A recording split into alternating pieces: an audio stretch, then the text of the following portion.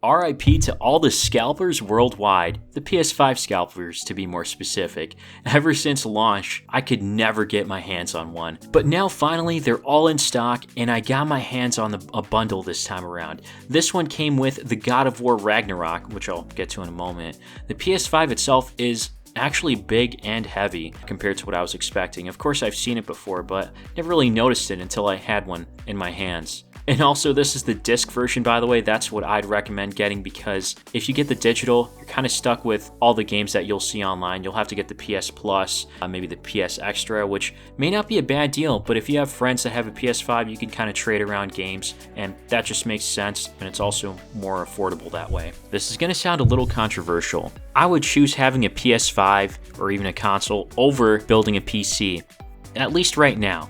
Hear me out. Right now, the prices are still sky high for these products. If you want to play at 4K, 120 FPS, or maybe even 144 Hz or 144 FPS, PC was the way to go, especially back in the day when I built one around 2015, 2016. It was affordable.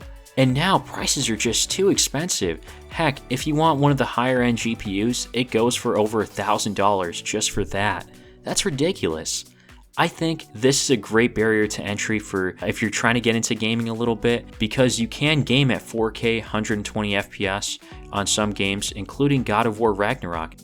This has HDMI 2.1 support, so make sure you have an authentic HDMI 2.1 cable, like the Rui Pro Crystal 8K. You need a cable like this in order to play games at 4K and 120 Hz or FPS. This also has a fiber optic cable where you can transfer data signals significantly faster than those used in traditional electric cables. By getting this cable, you're also future-proofing yourself, as this supports 8K too. This cable is 50 feet long, so you can pet your console or place this basically anywhere you need to in a room. There are other sizes too, links will be below.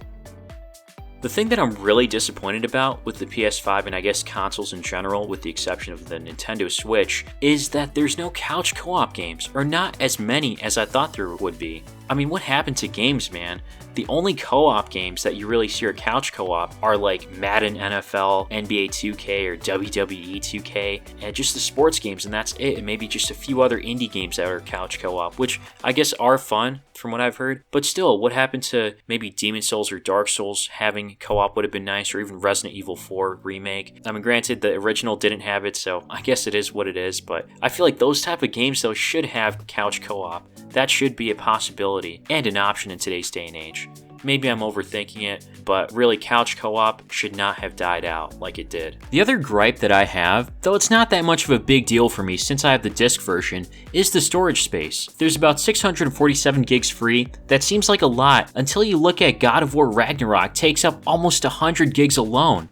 That's crazy, especially if you have the digital version. It's going to eat up your storage space relatively quickly, so definitely go with the disc version over the digital. Unless if you know for a fact you're not going to be playing a lot of AAA titles, maybe some cloud gaming, which this does have, but you have to have good internet connection for it to work. With that little rant aside, one other reason why I chose the PS5 was in fact the exclusives. God of War is a pretty notable game, as well as Demon's Souls. I'm sure it's going to come on PC eventually if it hasn't already, but nonetheless, you can play it on here at really good settings.